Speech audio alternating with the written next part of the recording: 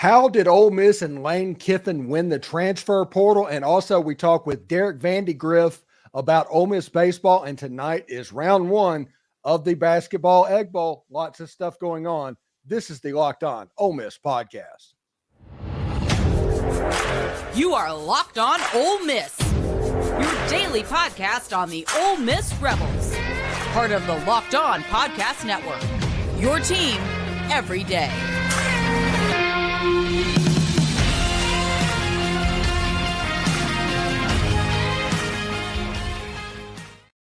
All right, welcome to Shark Tank Live. We are back. Last Tuesday, we had the meet and greet in Lakeland, Florida, of all places of Locked On Ole Miss fans. Had a really good turnout for about 36 hours notice. So thanks again to everybody for showing up about that. We are going to talk to Derek Vandygriff tonight about Ole Miss baseball. We're going to talk basketball with Ole Miss and Mississippi State tonight. We're going to talk about transfer portal and NIL. Tennessee is under the gun again, and everybody automatically assumes, well, Ole Miss has to be cheating. You know that refrain that we're used to? Everybody's saying that as well. So let's bring in Derek Vandygriff and see what's going on. Derek, how are you doing, buddy?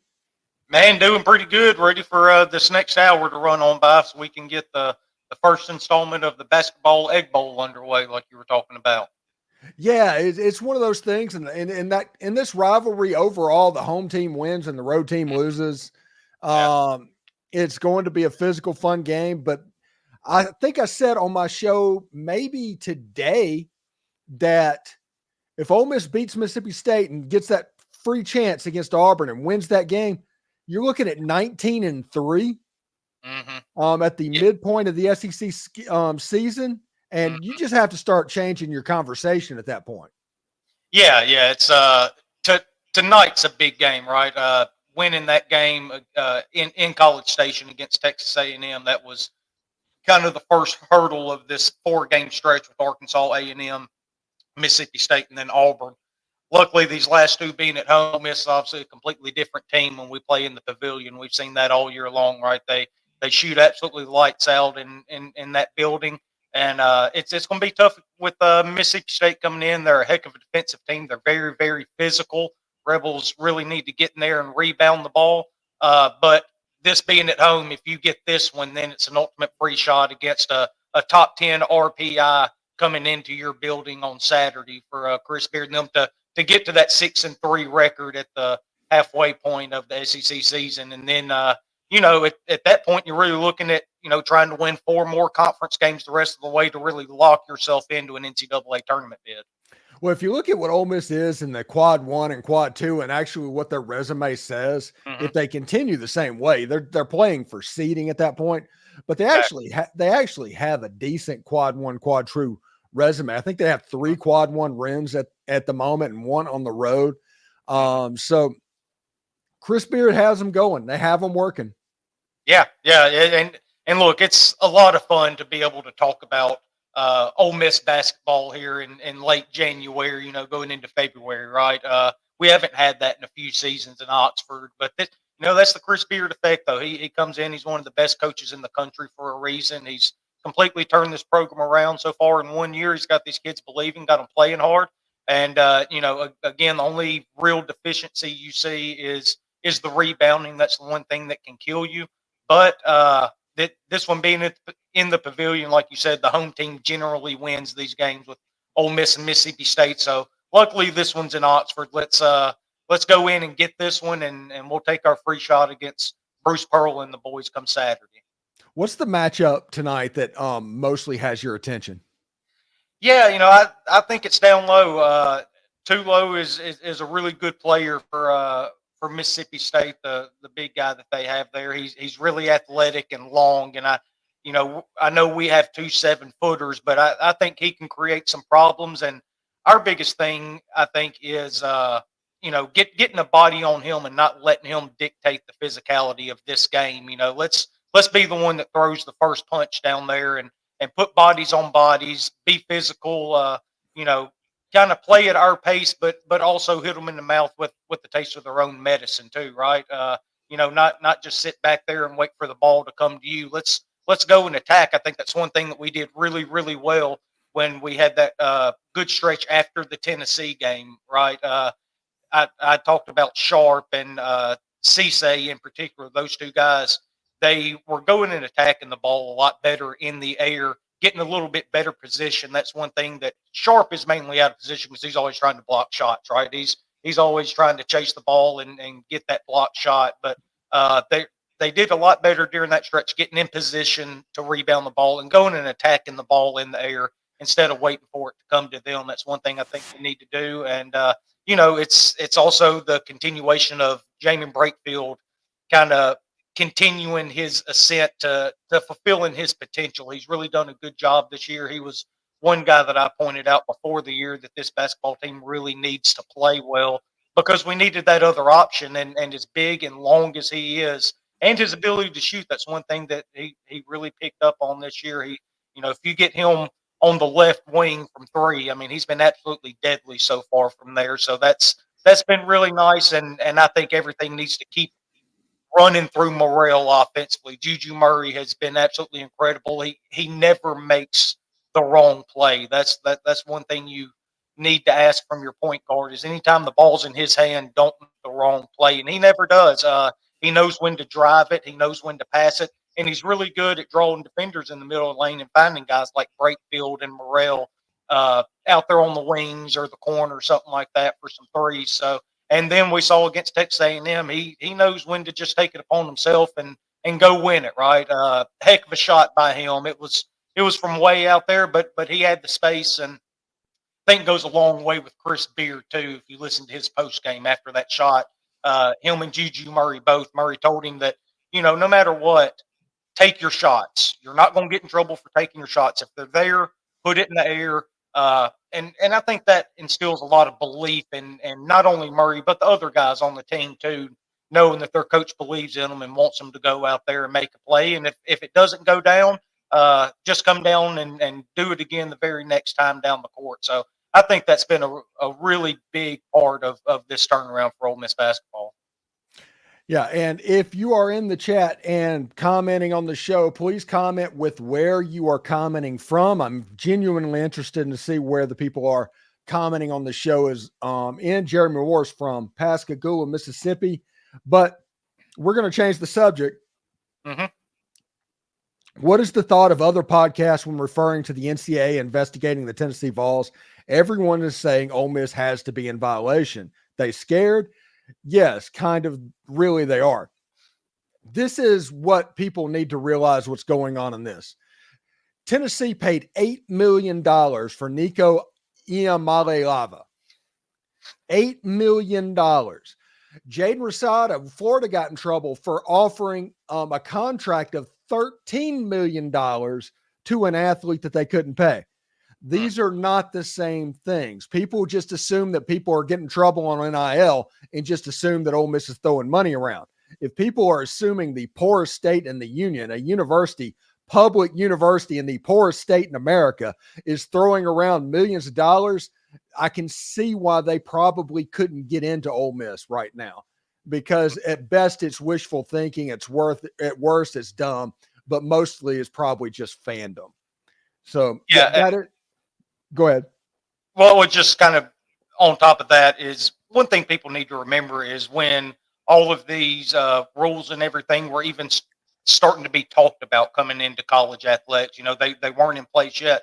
Think about how far ahead Ole Miss was of almost everybody in the country planning for that to go into place, right? You heard about it 2, maybe even 3 years in advance before it became a thing. When they started talking about NIL coming to college athletics, Keith Carter and his staff, they did an incredible job of getting everything set up the right way. That's one thing that everybody always talks about with Ole Miss with their NIL, their collective. They're so far ahead of everybody, and that's thanks to Keith and his staff and Walker Jones, all of those people that put in work way before these rules were ever put in place to make sure they knew what they could do, what they couldn't do.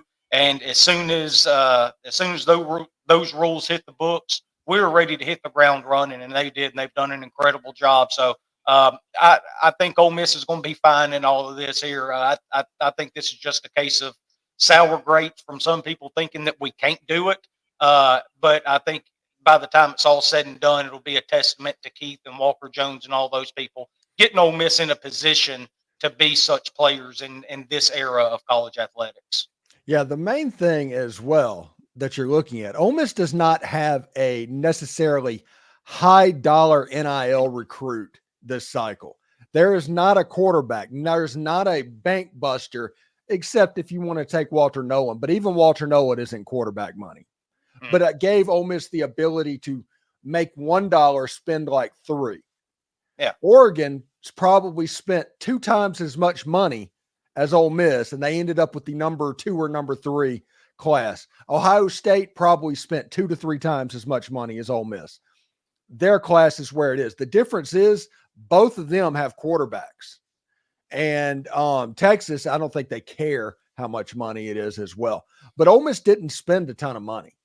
They assume they did because of these fake, phony on-3 NIL evaluations that's not real. It's completely made up. But they assumed that, but they didn't. In fact, they lost Quinshon Judkins. He transferred away because Quinshon Judkins kept coming back and asking for more money and wanting to renegotiate his contract, threatening to get into the portal. Finally, they just said, well, we'll go. Yeah, because you were asking for more money than a bottom line we were willing to spend for you. Yeah. And I think that's one thing that Lane, Walker, whoever it is that does all of this, they've done a really good job of kind of putting a number on a position, what they're willing to spend, just like you said. And if that player goes over that number, then they just move on, right? And they go find somebody else to spend that money on. They don't seem to be overextending themselves, overpaying. So I mean that's just one thing that I've thought that they've done a really good job of this offseason, particularly in the transfer portal. Yeah, it's a situation like Randy Wilbanks here says, Stephen, do you worry about team chemistry with all these big time recruits coming in? Love your show from Walnut, Mississippi. There's always a chance that it's going to be problematic, but I don't think it will be. I don't think this is in technically leadership positions that are make or break. This would be a problem if Jackson Dart was kind of a loose cannon and can't be counted. That's when you worry about team chemistry.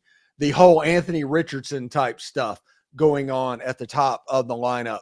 And whenever you look at positions that don't necessarily matter for leadership, that's kind of where the divas have been for Ole Miss. And Ole Miss has won 11 games with Judkins at running back. They won 11 games. They did a decent job of keeping that. And that is because of the leadership of JJ Pegues, of Jackson Dart, of Trey Harris, those guys that have managed to keep the main thing, as the young ones say.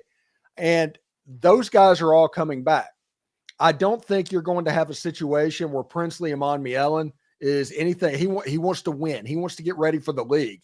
He wants to completely show out. Same goes for Walter Nolan. Same goes for Chris Paul, Pooh Paul. I think Paul is going to take even a leadership role on the defensive side of the ball. And you got players from Alabama and stuff like that. I'm genuinely not worried about chemistry. And I think at the end of the day, it's going to be pretty good. Yeah, and I think you absolutely nailed it there. And I was going to bring up Dart and Harrison Pegues just like you did, which kind of speaks volumes to how strong their leadership skills are. Right, people can see it from the outside. I think Jared Ivey's another guy. Going into another year at Ole Miss, he could have gone pro if he wanted to, but he's coming back. That's another veteran leader on that defensive line. And then look at a guy like Suntarine Perkins. He's only been here 1 year, but look what he went through last year. That culture that he experienced, as far as he's concerned, that's just how college football's done, right? It's all he knows. So I think that gets ingrained in a young player like Suntarine as well. And then you get, Bentley back and Jeremy James and Caleb Warren, those kind of guys on the offensive line that have been here for so long. Pettis coming back, this will be his third year. I just think Lane and the guys have done a really good job of building culture, and the players themselves have done a great job from a leadership standpoint, taking control of that roster and that locker room. Yeah, It's pretty interesting because in this area of transfer portal, I always talk on my show that there's no more building programs. There's no such thing as fifth year seniors. Mhm, It's just this year's team, next year's team. They're all just separate entities that you mhm, go and make the best out of each one. And because of that, there's a yo-yo nature, the up and down nature, and you can see it with Arkansas this year. It's going to happen to Ole Miss. It happened to Ole Miss a little bit last year as mhm. well, where the ingredients aren't quite right, so you kind of underperform what's going on. I don't think Ole Miss will ever bottom out with Lane Kiffin as the coach, but there's going to be some ebbs and flows, and you're not just going to have a Alabama or Georgia type run recruiting like this. Yeah, yeah, and kind of like you're talking about with the ebbs and flows, the yo-yo effect, and all that. If uh, if the previous year is the down year, going 8-4, 8-5, whatever it was, uh, and then the ups being going 11-1 or whatever, making the playoffs, this new 12-team playoff. I think the fan base as a whole will take that, right. As long as you're not bottoming out to a 3-9 record at some point or something like that. I don't think that'll happen under Lane, kind of like you said. So it's definitely interesting to see how it's all going to play out with this transfer portal thing. But it's one thing that Lane Kiffin's proven that he's really good at, right, and that he can make work. And another name that I didn't mention a second ago that I think is really big is pre-scoring, right? An older guy that transferred in coming into his second year. He's coming back to build up his draft stock and have one more year in college. So that's just another guy along with Dart and Harris and Pegues and all to kind of meld all of these people together and all these new players. And I don't think we're going to have any issues from that standpoint. Yes. We got a question here from Donna Taylor who says Coach O is doing a wonderful job, but we keep showing more love to the guys than we do to our ladies, and our ladies deserve talking about as well. You are absolutely correct, Donna, but here's the problem. I do a video on it. Nobody watches it. Nobody. It is wasted effort. And I'm not discounting or anything what the ladies do and what they can be as a program and what Coach Yo has done. I'm a person that believes that you have to do things based on how things are and not how things should be. And the way things are right now means that I do 90% of my work on Ole Miss football. I do 5% on men's basketball, 5% on baseball, and occasionally I do some other stuff. But I am going to interview Brantley Sanderson on Friday after the Vanderbilt game and before the South Carolina game on the Lady Rebs. We're going to talk a little Lady Rebels basketball. So, Donna, please watch that video and get your friends to watch that video to prove that analytically it's worth me spending a little bit more time on it. Yeah, I like Coach O. I think she's doing an incredible job, especially what she took over when she got to Oxford, right? But it's one of those niche sports. Baseball is kind of the same way. You know how much I love college baseball. But look, she's doing a good job. She did what she needed to do. I mean, she did her job the other night for as much heat as she ended up taking for it. But that's her program. She's going to fight for it, and good for her for coming out and doing that. And the fans ended up showing up the next home game there and ended up having a good crowd. So maybe we can keep that going for her and keep supporting the Lady Rebs. Yeah, and it's a situation. I agree 100% with everything that Coach Yo said in that press conference. Mm-hmm. Completely agree with everything. You can't even perceptionally make it come across like you're going after fans when fans have so much responsibility in the NIL space and what's going on right now. You just can't do that. And that's not a me liking Coach Yo or anything like that. It's just you can't tick off what is the second smallest fan base in the conference. We need to be small but mighty. We don't just need to be small, Mm-hmm. Yeah. That's kind of the feedback I got from a lot of friends and stuff like that too. So I think you've hit the nail on the head with that. But again, it's not that nobody's supporting Coach O. I hope she has all the success in the world from here on out. And I understand she was doing her job though at the same time. It's her job to fight for her her girls and her Mhm. program, and try to get people in the stands. And so we'll see how it ends up being taken the rest of the year. It seems like it somewhat worked with the first game since it though. They did have a pretty good crowd, so maybe Yeah, people but they will were get out there a little they bit. were playing Tennessee though. Well, yeah, that's kind of the problem when you have the LSU's, Tennessee, South Yeah. Carolinas, all of them come in, maybe even state to a degree. But yeah, with The problem with Florida and the reason the crowd was so small, this is the dirty secret. Nobody cares about Florida basketball, Florida women's basketball. Even Florida fans, nobody goes to those games. yeah, And so they weren't helping at all. hmm So it was completely on you, and it was like a Thursday night game at 8 o'clock at night. I mean, like anything that could go wrong in that situation did. And Ole Miss had a home game the night before against Arkansas, yeah, a men's that's what game. I say. You had the men right before that too, and when you have people that don't live in Oxford traveling back to back nights during the week, having to work and everything, it's just not a recipe for success.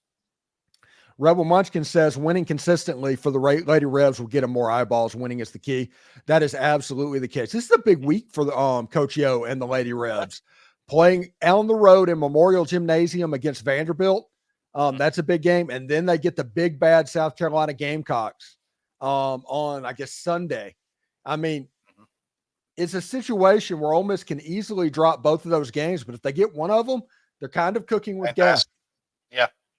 Yeah, it's kind of the way you look at the men's week coming up, right? You got Mississippi State and Auburn, and you're looking, even though they're both at home. Ideally, if you get just one of them, you get a split. Then you're more or less happy as long as the loss is to Auburn. You got to win that one tonight in the Pavilion. You got to beat Mississippi State, and then if you end up losing to Auburn, you finish the week 1-1 after having a good week last week, and you can kind of move on from there.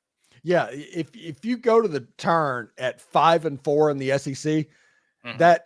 that's already won. You've won two more games than you did all of last All- season. yeah, yeah, exactly, I exactly. mean, And the fact that we're sitting here talking about it this late in the season too, I say that all the time when I record our shows. Is the fact that we're still talking Ole Miss basketball is a lot of fun. Quite frankly, I did used to really like Ole Miss basketball. I was really into it, especially back in the Andy Kennedy days. That was my dude. I love Andy Kennedy to this man, day. Gerald Glass was my dude. He Oh, was there we my go. dude. Yeah, Yeah. so my favorite Ole Miss player of all time is Jason Harrison. Dude, Okay. I couldn't get enough of little Jason out there running around when he hit that three against Notre Dame. I mean, because look, I'm a small guy too, right? And especially growing up when Jason was playing, I was like 4'11", 5 foot. I was little to nothing, and seeing him out there do that, I was like, all right, well, maybe I can do something, which obviously I couldn't have, but it still gave me at least a little bit of hope. And Jason was awesome to see, though. I absolutely loved watching him play back then. That Sweet 16 game. Okay, I was Mhm. stationed on NAS JRB, Willow Grove, Pennsylvania. That's Naval Air Station Joint Reserve Base, Willow Grove, Pennsylvania. Mhm. And I went and got a hotel room on base, just stayed at the Navy Lodge on base because they had a TV in the room and I could be left alone and I could watch the games and all that. And Ole Miss won the first game. They hit the shot against Notre Dame, and all of a sudden, Ole Miss was getting big bad Arizona and Mike Bibby and Yeah, all of that. yeah. And I, Richard Jefferson was Gilbert Arenas on that team too. I mean, they yeah, were yes, absolutely loaded. yeah, just crazy loaded. So I broke into my office. This was back before you have key cards and digital signatures, because in our office we had a 40-inch tube TV that was on the rolling cart like you used to have in school. Mhm. And I watched the game that night in there, sitting in a dark office, hoping the shore patrol, the security services, didn't come run me out and take me off to jail. Yeah. That was a lot of fun watching that team back then, and Chris Beard's going to get us back there though. That's one thing I am confident in. When you look at the recruits he's got bringing in and already changing the culture, it's a lot of fun to watch Ole Miss. It's been the first time in 3 years they've been appointment television, to where when they play like a 7:30 or an 8 o'clock game, I'm thinking all day, all right, what time can I get out of work so I can get home and get like an hour and a half nap so I can stay up late enough to watch this game. I get up at 3:30 in the morning, so I've got to get me like hour and a half. If I'm going to be staying up past 8 o'clock. Right, right. Oh, and also, by the way, one of my coolest Ole Miss basketball moment was I stormed Tad Smith Coliseum's court after Keith Carter and the Ole Miss Rebels beat Kentucky with Dick Vitale calling the game. Yeah. That was good. That was my big moment in Oxford. Yeah, so my Tad Pad moments were actually during football season. We tailgated in the parking lot of the Tad Pad right in front of it there where the ticket office was at, and we found one door that was never locked in the Tad Pad that would lead down to the court. And so we would go down there, me and like 3 of our buddies, and we would find a random basketball laying around, and we would play on the courts at Tad Smith while we were growing up. Because whoever it was would always leave that one door unlocked inside. Yeah, probably they could not do it. Yeah, Daniel Parker says, yeah, what's up, Willis? David Landrum is talking about Valpo and we're that team. Yeah, it's absolutely nuts. And this is Egg Bowl basketball as well. Now, before we get out of here, we try to keep Shark Tank Live to be about 30 minutes long an episode. What's going on with baseball? What's the latest? Yeah, man, they're gearing up for a trip to Hawaii coming up here. Ends up being 2 weeks from Friday. Now, those are ones that everybody's going to have to get a nap for. First pitch local time is going to be 10:30 p.m. So we got to get home, get plenty of naps to be able to stay up for that. So that'd actually be 11:30 for you, Steve. Yeah, that's happening. I'll wake up the next day and see the score. Yeah. Well, I'm coming home and I'm going to try to get me a good 2-3 hour nap. I'm going to stay up for every single pitch of at least that Friday game. What's the TV situation? They do stream out in Hawaii. I'm not sure what it is quite yet, but I've heard people talk about that the Hawaii baseball games are streamed. I've got to figure that out. But yeah, baseball. I think we're going to have a really, really good team. Anybody that's listened to my shows heard me over the last several weeks talk about it. Got several player interviews out right now. If y'all want to catch up on them, Dude, you are you're killing it, bud. You're killing it. Yeah, nobody's doing what you're doing. It's a whole lot of fun talking to those guys, and the reason I bring that up, you can hear when you talk to them what they're thinking about for this upcoming season. Nobody's really focusing on the big letdown that we had last year. We've got a bunch of new guys in, a bunch of guys in the transfer portal, some freshmen that really sound like are going to help us that are really exciting. And look, we've got a bunch of guys coming back. Josh Mallett's coming back from injury to help that bullpen. The bullpen is a real weapon this year. That's something we haven't had really in a couple of years since that national championship year. Yeah. Interview with Josh Mallett is coming, by the way. Yeah. It is supposed to be recording Fridays. We'll have that out for you this weekend. But yeah, you've got Mallets and Nichols returning in the bullpen. The Captain Morrell coming back in the bullpen. And then you've got guys that if they end up not starting, Liam Doyle, Kyler Carmack from the transfer portal. One thing that Mike and the guys really seemed to focus on was bringing in a bunch of lefties. That's one thing we haven't had. We haven't had a lot of lefties come in and run matchups throughout the year. You know, we had one lefty coming out of the bullpen all year last year with Jackson Kimbrell. And outside of Xavier Rivas, those are the only two we had, and Rivas was starting for us. So I think the bullpen's going to be a real weapon. I think the starting rotation is going to be incredible. I think Quinn and Saunier take that freshman to sophomore jump we usually see with Mike Bianco pitchers. Rivas is back after being our best starter last year. And look, this lineup's going to mash, okay? 1 through 9, they're going to be really, really tough outs. You've got guys fighting for at-bats, guys that have been here. John Kramer, Judd Udermark coming back. He was a freshman last year that absolutely destroys baseballs. But then you look around and wonder where they're going to get the at-bats at, because you've got, you look at first base, Will Furness and Jackson Ross. Jackson transferring in, those are guys that are going to need up at bats at first base and DH. And then Leger, I automatically assume second base, completely unprompted. JT Quinn, Grayson Saunier, Trayson Hughes, and Andrew Fisher all talked about this freshman second baseman for us. God, I'm blanking on his name now. But they think he's going to end up starting at second base. Randall, that's his name, Randall. So But it's kind of like Peyton Chatagnier was, yeah, yeah, where everybody kind of talked about him, and he yeah. just came out of nowhere. Yeah. Well, and that's kind of the profile too. We're getting with him too. He was, not the most highly recruited player. He was a Texas commit at one point, but really, really solid defender. Just makes all the plays at second base, and a contact oriented approach where he goes up there. He's not going to strike out. Puts the bat on the ball. And if you do that enough, look at Ethan Leger last year. He had a really bad start to the year, but he never struck out.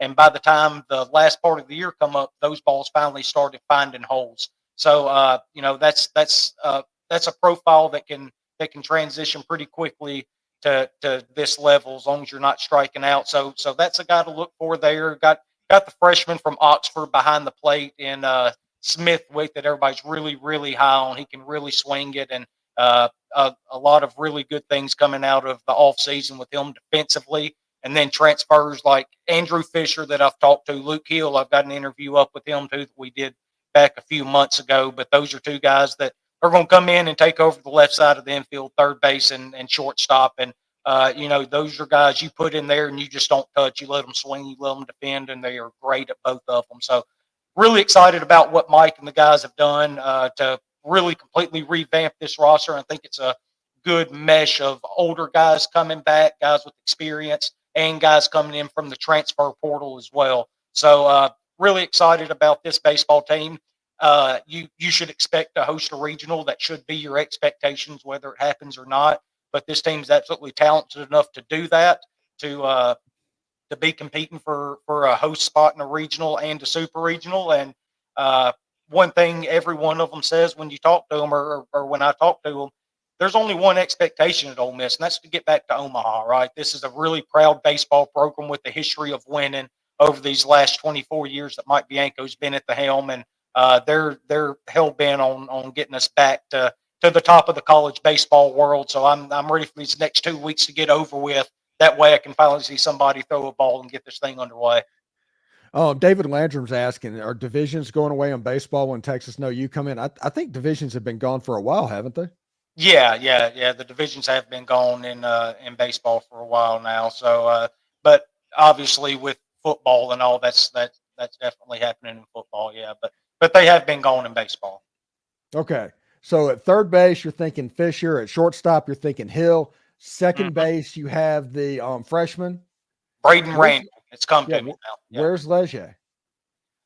Left field. That's kind of what Fisher and Trayson Hughes both said. They think that if Randall ends up taking over the spot at second base, then Leger is going to move out to left field. Look, Leger is a guy that's going to be in there one way or another, whether it's second base or left field. They're going to find a spot for him. He's a guy that played a heck of a lot of baseball for us last year and played very, very well. So that's a bat you've got to get in your lineup no matter where it's at. Yeah, and Ole Miss this year is going to be more skilled in the outfield than they've been in quite some time with the addition of Trayson Hughes to go with Ethan Groff. Yeah, that's one thing Trayson talked about was, just the pure athleticism between just those two, right? It doesn't really matter who you stick out in left field defensively when you've got guys like Hughes and Groff that can cover as much ground as they can. And two guys with really good arms too. And quite frankly, they're five-tool guys. They can play defense, they can throw, they can hit for power, and they can run. So it'll be interesting. I think you'll see Groff at the top of the lineup. I kind of had a thought of Hughes being up there, but he's thinking he's going to hit anywhere from 2 to 5, something like that. So if that's the case, I think Groff's definitely at the top of the lineup, set the table for these big bats. All right, everyone. The Egg Bowl basketball version is about to tip off in about 25 minutes. Enjoy that.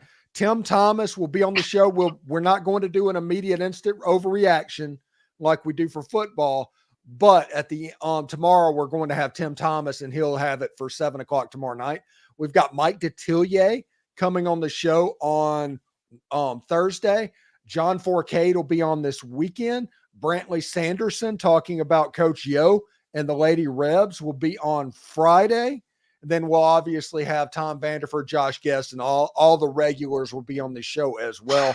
We got a lot of stuff to get to. And on the other channel, if you go to the SEC After Dark YouTube channel, and you can subscribe to that, you can see Dids in the Dugout, where Derek Vandygriff and those are on there, and SEC After Dark, our Wednesday show with Corey Burton from Locked On Vandy and Believe in Georgia Dogs, Jeb Beecham, and Tide Talk Lives. Jake Thomas is on that show, and some other stuff is there. Well, we do movie reviews. We try to have a good time. That channel is basically for all the stuff that Locked On says I can't do. I mean, that's what that is. That's just the depository. So subscribe to both if you would, and you won't miss out on that at all, because Derek and those guys, Chad Flowers from the Brad and Chad show fame, is coming on there with him, and Anthony Hitchcock is there as well. They do a pretty fantastic job. Yeah. I think we're going to end up recording on Friday, so I should have shows with those two out this weekend. Then, like I said, interviewing Josh Mallets. That should be out sometime this weekend, but you can go back. Andrew Fisher's interview came out today, and then interviews with Trayson Hughes and Liam Doyle, Luke Hill, Will Furness, JT Quinn, Grayson Saunier. All of those guys are up on the SC After Dark YouTube channel under Dids in the Dugout, so y'all go check those out. Yeah, good stuff. So everybody, thank you very much for tuning in. Enjoy the basketball game. Tomorrow morning, we will have the top 5 impact transfers, including who I think might be the most impactful transfer in Ole Miss football history, is on tomorrow's show. We also talk about a player that's in the JUCO rank that could be a 2025. It would not surprise me if for some reason they classed up, if they are able to do it, because Ole Miss did that a year ago as well. But I talk about that as well. So anyway, for Derek Vandygriff, I'm Stephen Willis. Thank you very much, and we will see you tomorrow morning. Take care. Hotty toddy. Hotty toddy.